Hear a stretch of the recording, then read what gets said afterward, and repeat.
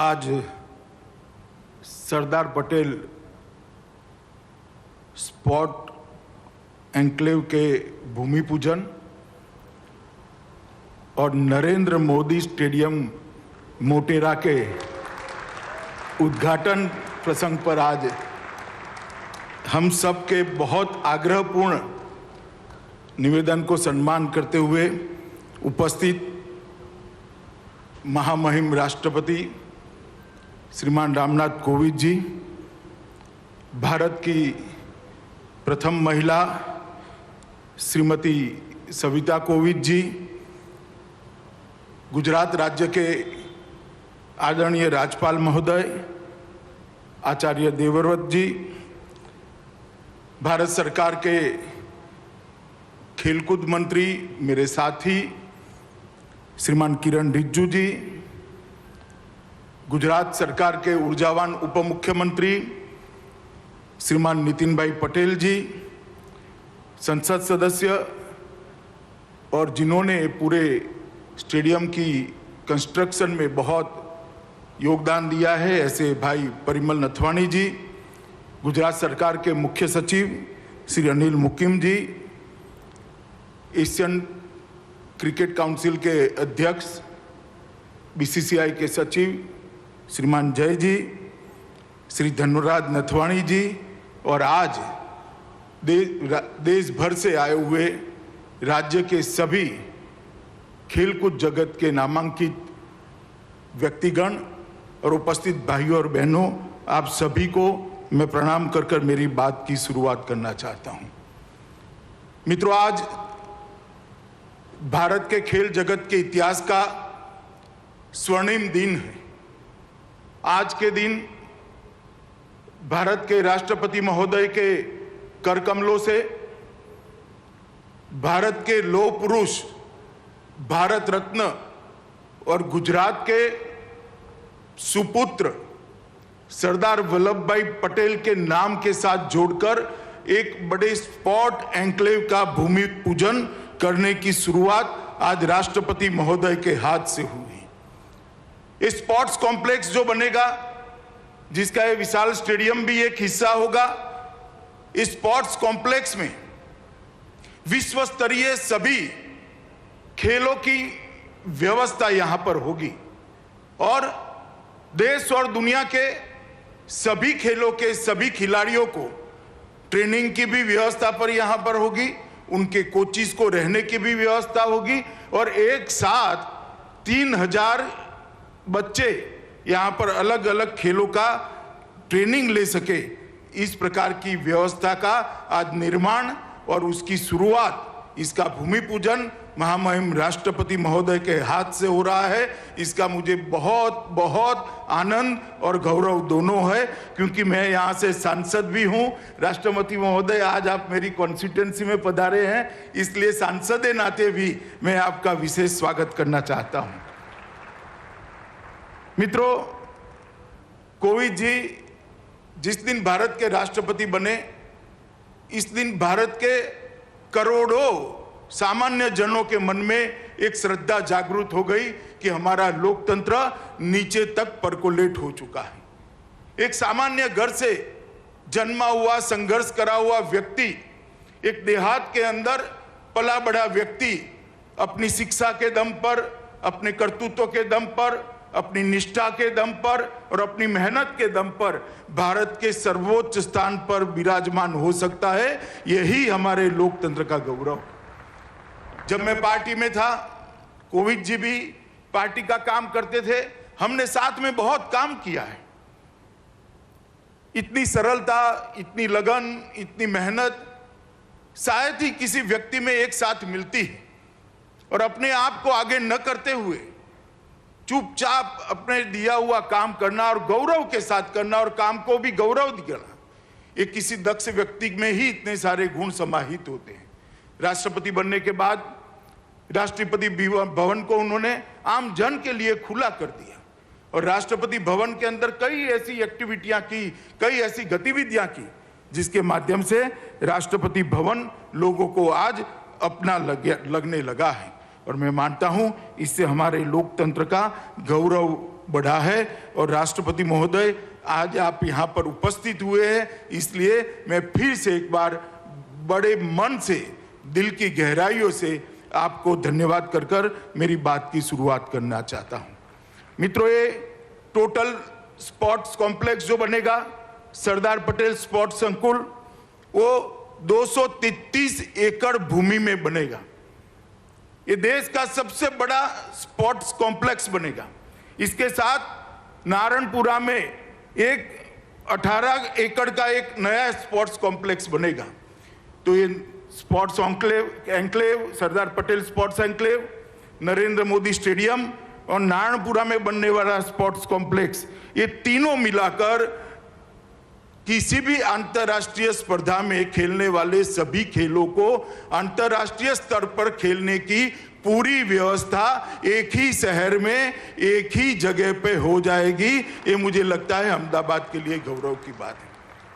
मैं आज बताना चाहता हूं अहमदाबाद और देश के लोगों को कि तीनों चीजें मिलाकर सरदार पटेल स्पोर्ट्स एन्क्लेव, जिसका हिस्सा नरेंद्र मोदी स्टेडियम और नारायणपुरा में बनने वाला एक स्पोर्ट्स कॉम्प्लेक्स, ये तीनों चीजों को अगर मिलाते हैं तो 233 एकड़ भूमि पर कोई भी अंतर्राष्ट्रीय खेल स्पर्धा करनी है, चाहे कॉमनवेल्थ गेम करने हो, चाहे एशियाड करना हो, चाहे ओलंपिक करना हो, अहमदाबाद 6 महीने के अंदर तैयार होकर खड़ा हो जाए। इस प्रकार का स्पोर्ट्स इंफ्रास्ट्रक्चर आज यहां पर बनने की शुरुआत हुई है। और इस स्पोर्ट्स इंफ्रास्ट्रक्चर के बनने के साथ ही अहमदाबाद भारत में स्पोर्ट्स सिटी के नाम से जाना जाएगा, जो हमारे प्रधानमंत्री नरेंद्र मोदी जी गुजरात के मुख्यमंत्री थे तब देखा हुआ उनका सपना था।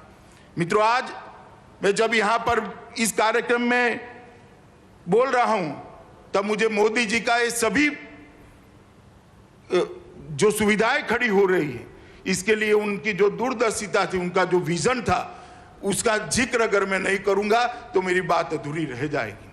मोदी जी जब गुजरात के मुख्यमंत्री बने, कई बार उन्होंने गुजरात के मंत्रिमंडल में कहा कि गुजरातियों को 2 चीजों में आगे बढ़ना चाहिए, सब चीज में हम आगे, 2 चीजों को नहीं छोड़नी चाहिए, एक स्पोर्ट्स और दूसरा सेना में भर्ती।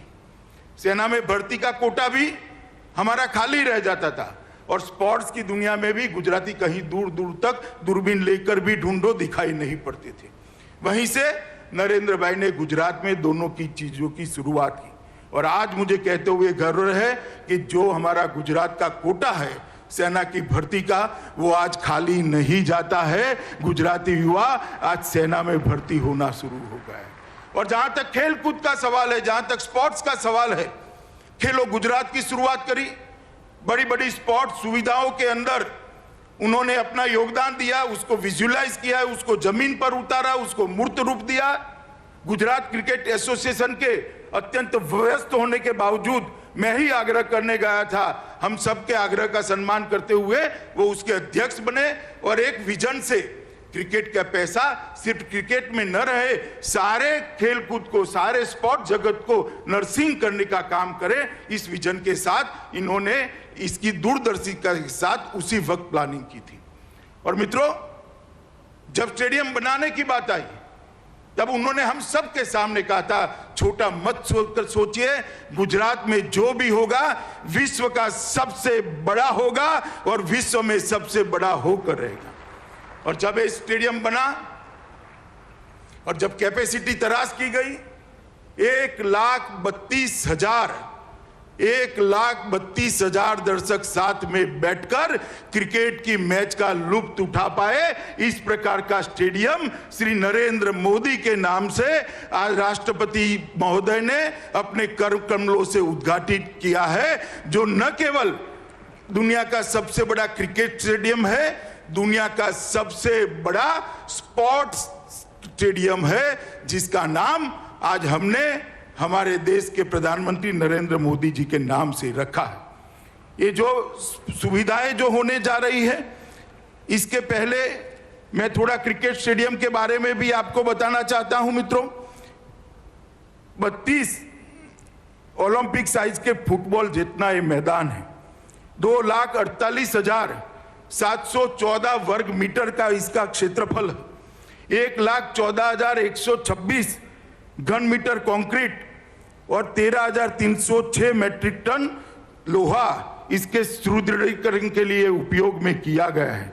मित्रों, इसको सभी दृष्टि से संपूर्ण स्टेडियम बनाने का जीसीए की टीम ने प्रयास किया है और मैं आज उनको कहना भी चाहता हूं कि आपका प्रयास सफल प्रयास है। विश्व में किसी भी क्रिकेट स्टेडियम में एक साथ 11 पिच नहीं है, एक साथ 4 ड्राइंग रूम नहीं है, एक साथ चारों ड्राइंग रूम के सटे हुए चारों जिम्नेशियम नहीं है। एक दिन में 2 मैच भी करने हैं तो स्टेडियम कर सकता है और इसके साथ पूरी अत्याधुनिक सब सॉइल जल निकासी प्रणाली भी बनाई है।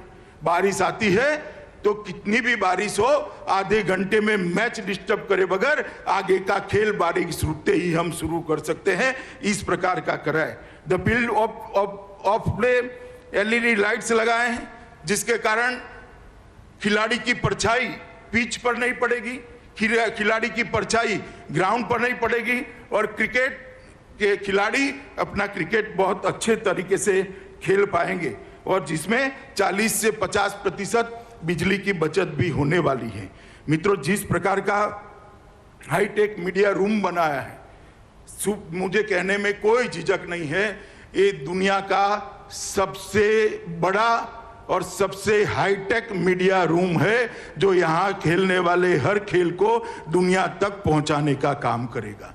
खेल चाहे नरेंद्र मोदी स्टेडियम में खेला चाहे, खेल चाहे सरदार पटेल स्पोर्ट्स एन्क्लेव के अंदर खेला चाहे, वो खेल को प्रसारित करने की व्यवस्था ये नरेंद्र मोदी क्रिकेट स्टेडियम के मीडिया रूम में है।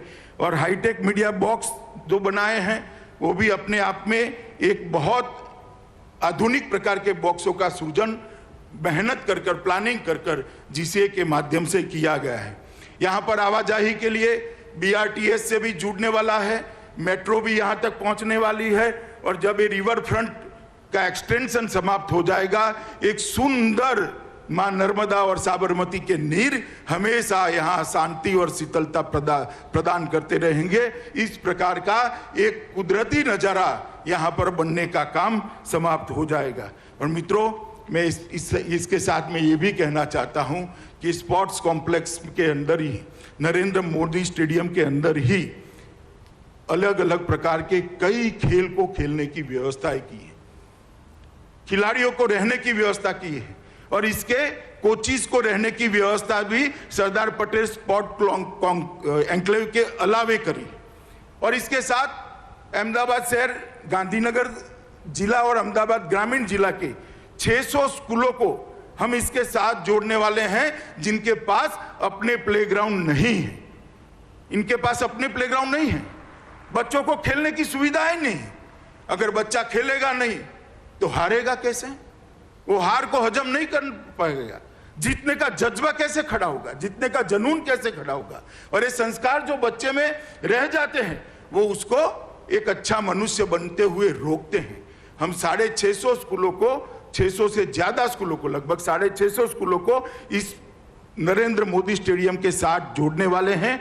34 बसें उनको लाने ले जाने का काम करेगी। इनके सारे पीटी के पीरियड एक साथ कर कर सप्ताह में एक दिन बच्चा यहाँ आएगा, पूरा दिन खेलेगा, खाना भी यहाँ खाएगा और शाम को सुरक्षित अपने घर पर पहुंच जाएगा। एक कंप्लीट 3 जिलों की स्पोर्ट की सुविधा यहाँ पर खड़ी हो, इस प्रकार के विजन के साथ मोदी जी ने इसका स्केच बनाया था। मुझे आनंद है कि इनके बाद मैं अध्यक्ष बना, इनके बाद ये जीसीए की टीम यहाँ पर बैठी है, जय और धनराज बैठे हैं। इन सब ने इकट्ठा बैठ कर होकर आज मोदी जी के विचार को जमीन पर उतारने का काम किया है और नरेंद्र मोदी स्टेडियम देश की सेवा करने के लिए यहाँ पर है। ये स्टेडियम ऐतिहासिक स्टेडियम है, कई सारे रिकॉर्ड यहाँ पर बन रहे हैं, आज भी बने हैं। आज भी एक मैच यहाँ शुरू होने जा रहा है। पिंक बॉल का मैच पहली बार स्टेडियम पे खेला जाएगा और मुझे कहते हुए बड़ा आनंद है, मैच के रेफरी श्रीनाथ है। मित्रों, श्रीनाथ के लिए ये जो हमारा स्टेडियम, ये भूमि है, बहुत यादगार है कि उन्होंने यहाँ पर ही अफ्रीका के सामने मैच खेलते हुए 6 विकेट झटकाए थे और भारत को विजय दिलाने का काम किया था। इसी ग्राउंड पर 10 साल के बाद कपिल देव ने रिचर्ड हेडली का 431 विकेट लेने का वर्ल्ड रिकॉर्ड को तोड़कर भारत को वर्ल्ड रिकॉर्ड की तालिका में डालने का काम कपिल देव ने इसी भूमि पर किया था। और इसी भूमि पर सुनील गावस्कर ने पाकिस्तान के खिलाफ खेलते हुए अपने 10,000 रन समाप्त करे थे। इसी भूमि पर मास्टर ब्लास्टर सचिन तेंदुलकर ने 2011 के वर्ल्ड कप में एक दिवसीय मैच में 18,000 रन पूरा करने का काम किया था। इसी भूमि पर सचिन तेंदुलकर ने अपनी कैरियर के 20 साल भी पूरे किए थे। मित्रों, चेतेश्वर पुजारा भी यहाँ पर डबल सेंचुरी लगा रहे हैं, आज भी खेल रहे हैं। मैं तो आशा करता हूँ कि आज उसको वो रिपीट करें और भारत को विजय दिलाएं। मित्रों, मैंने आप सभी को नरेंद्र मोदी स्टेडियम की बात करी, मगर नरेंद्र मोदी स्टेडियम स्वयं जिसका एक अंग है, ऐसा सरदार वल्लभ भाई पटेल स्पोर्ट एन्क्लेव का भी आज महामहिम ने भूमि पूजन किया है। मित्रों, सरदार पटेल स्पोर्ट्स एन्क्लेव एक बहुत महत्वाकांक्षी प्रोजेक्ट है। आज हमारे देश को जरूरत है कि अंतर्राष्ट्रीय स्पर्धाओं के अंदर हमारे बच्चे दिखाई पड़े। जब अंतर्राष्ट्रीय खेल स्पर्धाओं की तालिका बने, हमारे बच्चों के नाम पर कई सारे मेडल्स हो, मगर वो वैसे ही नहीं होता है। उनको खेलने के लिए इंफ्रास्ट्रक्चर बनाना पड़ेगा, इंटरनेशनल स्तर की कोचिंग की व्यवस्था करनी पड़ेगी, इंटरनेशनल कोच उपलब्ध कराने पड़ेंगे। और यही अगर सब एक जगह पे हो जाता है तो सोने में सुहागा होता है। नरेंद्र मोदी जी ने हमारे अहमदाबाद को, मेरी कॉन्स्टिट्यूएंसी को एक बहुत बड़ी गिफ्ट दी है, सरदार वल्लभ भाई पटेल स्पोर्ट एन्क्लेव को बनाकर। मित्रों, मोदी जी की सरदार पटेल के लिए जो श्रद्धा है वो अगाध है। सरदार पटेल का जो योगदान देश को आजादी के बाद एक करने में रहा, शायद सरदार न होते तो हम बिखर जाते, कहीं नहीं होते। सरदार का ये दृढ़ निश्चयी स्वभावी था कि जिन्होंने 600 से ज्यादा राजों रजवाड़ों को, रियासतों को एक करने का काम किया, मगर उनके साथ इतिहास में बहुत अन्याय किया गया। जब जब कांग्रेस का शासन रहा, सरदार पटेल को भुलाने का प्रयास कर दिया।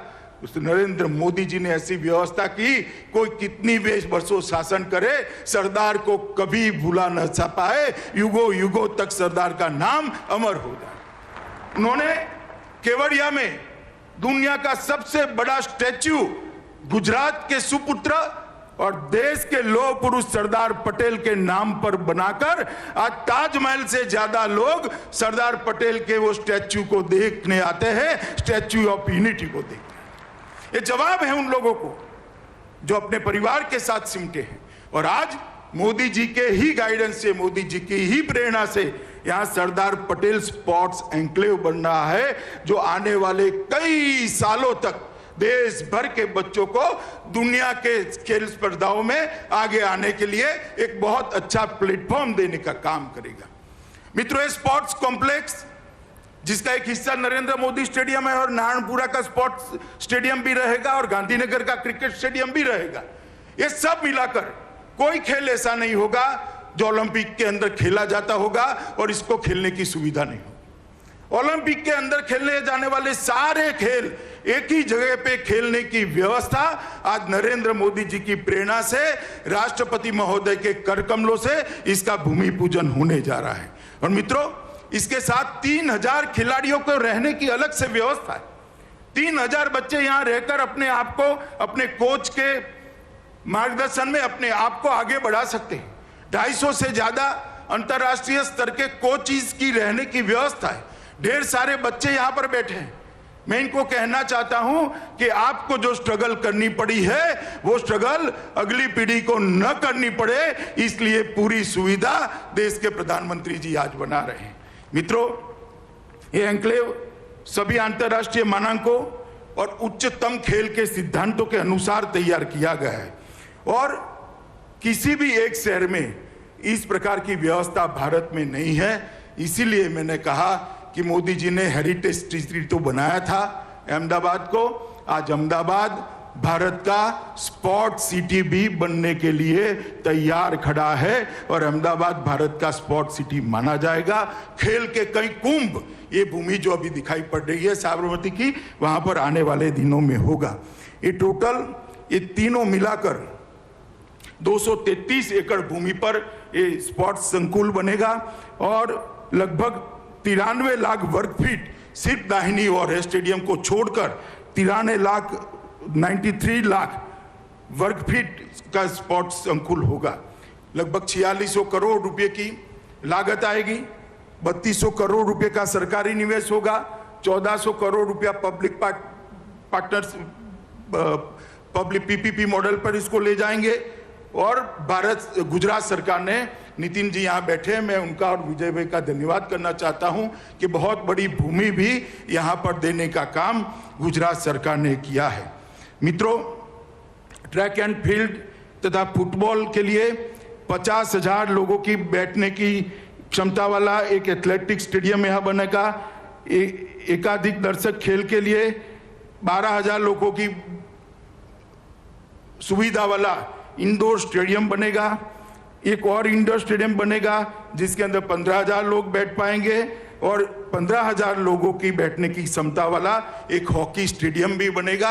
जैसे आज यहाँ नरेंद्र मोदी क्रिकेट स्टेडियम का नामकरण हुआ है, महामहिम के नाम से ही हॉकी के जादूगर ध्यानचंद जी के नाम से वो हॉकी स्टेडियम का भी भूमि पूजन आज ही महामहिम के हाथों से पूरा हुआ है। ये सारे तीनों सुविधाएं होकर कुल मिलाकर 20 स्टेडियम बनेंगे स्पोर्ट्स के बढ़ावा देने के लिए, स्पोर्ट की सुविधा को आगे बढ़ाने के लिए और दूरदर्शिता के साथ खिलाड़ियों को खेलने की व्यवस्था करने के लिए।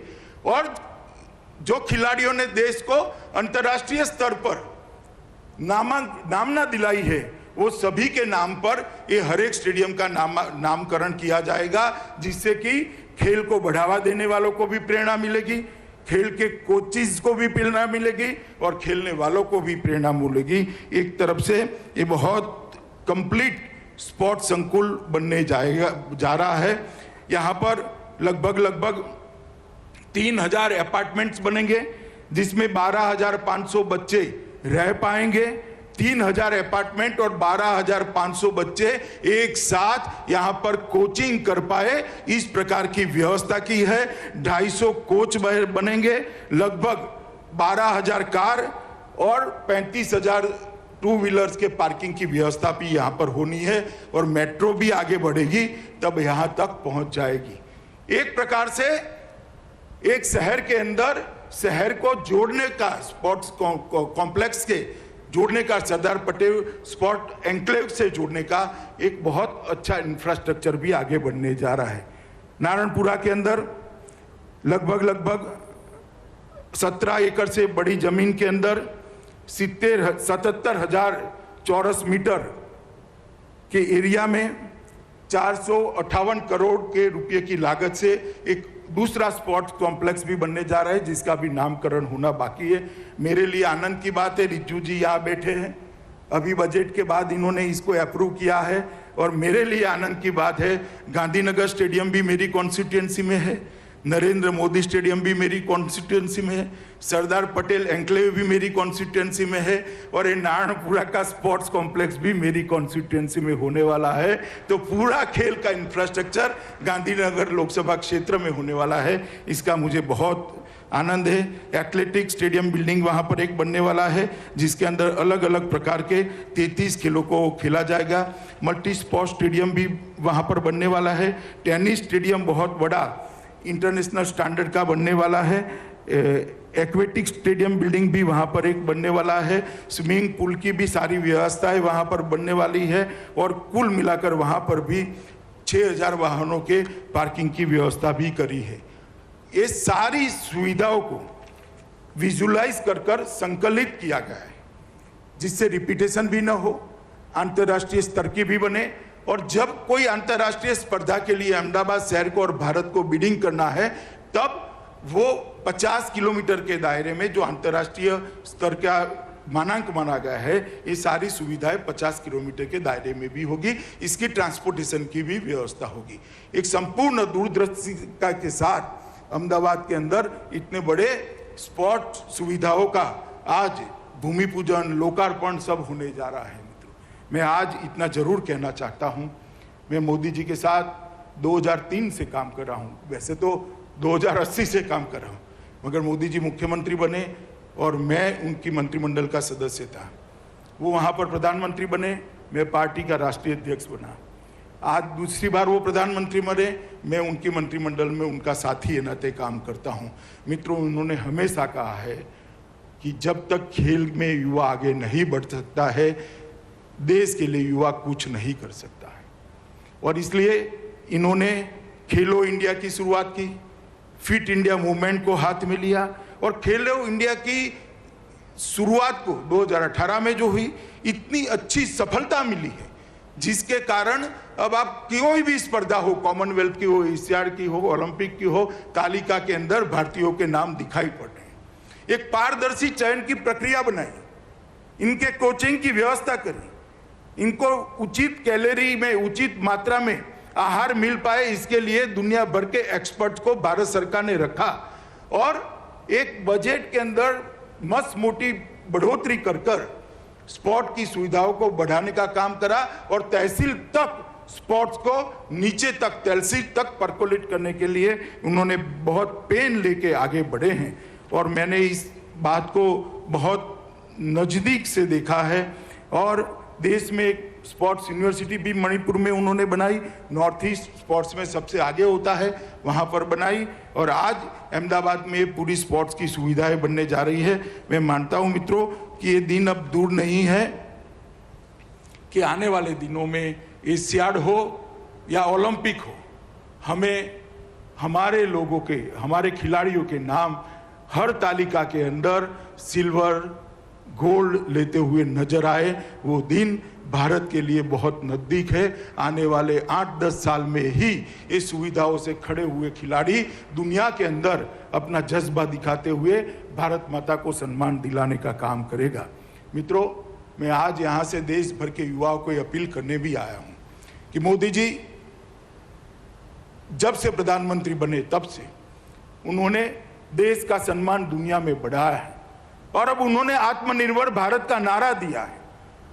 आत्मनिर्भर भारत का नारा का मतलब सिर्फ अर्थतंत्र के अंदर आत्मनिर्भरता नहीं है, हर क्षेत्र के अंदर आत्मनिर्भरता होनी चाहिए और खेलों के अंदर भी आत्मनिर्भरता होनी चाहिए और खेलों पर भी, खेलों की दुनिया में भी भारत का नाम दुनिया में सर्वोच्च जगह पर रखने का लक्ष्य लेकर हमारे युवाओं ने परिश्रम करना चाहिए। जहां तक इंफ्रास्ट्रक्चर का सवाल है, जहां तक कोचिंग का सवाल है, जहां तक एक वायुमंडल बनाने का सवाल है, मैं आपको मोदी जी की ओर से गारंटी देता हूं, नरेंद्र मोदी सरकार 1 इंच भी आपकी मेहनत से पीछे नहीं हटेगी। चाहे इंफ्रास्ट्रक्चर देने की बात हो, चाहे वायुमंडल देने की बात हो, चाहे प्लेटफॉर्म देने की बात हो, मगर हमारा युवा आए, खेलों को अपनाएं, खेलों को अपनी कैरियर बनाएं और आगे बढ़े और दुनिया में, खेलों की दुनिया में भारत का नाम रोशन करे।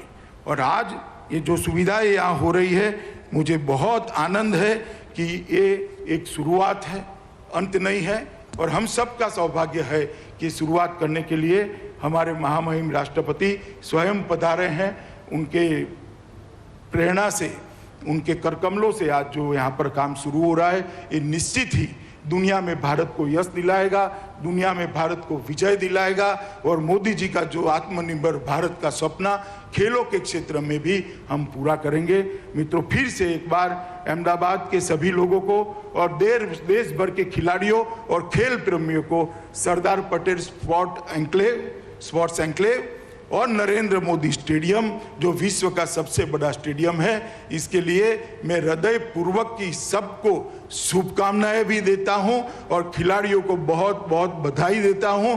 और जो 650 स्कूलों के बच्चे यहां खेलने आने वाले हैं, उनके माँ बाप, उनके अभिभावकों को भी मैं अपील करना चाहता हूं कि बच्चे को मैदान में खेलने दीजिएगा, मिट्टी के अंदर छोड़िएगा, तभी जाकर वो सफल नागरिक बन पाएंगे। हार को पचाने की आदत पड़ेगी, जीतने का जज्बा आएगा, जीत की आदत पड़ेगी तो जो काम करेगा उसमें वो आपका नाम रोशन करेगा। सभी अभिभावक खेलों के लिए अपने बच्चे को ये स्पोर्ट्स कॉम्प्लेक्स और नरेंद्र मोदी स्टेडियम के भेजने का संकल्प करें। यही अभ्यर्थना के साथ मैं फिर से एक बार महामहिम को मेरी ओर से धन्यवाद करते हुए मेरी बात को समाप्त करता हूं। भारत माता की जय। धन्यवाद माननीय गृह मंत्री श्री। विश्व के सबसे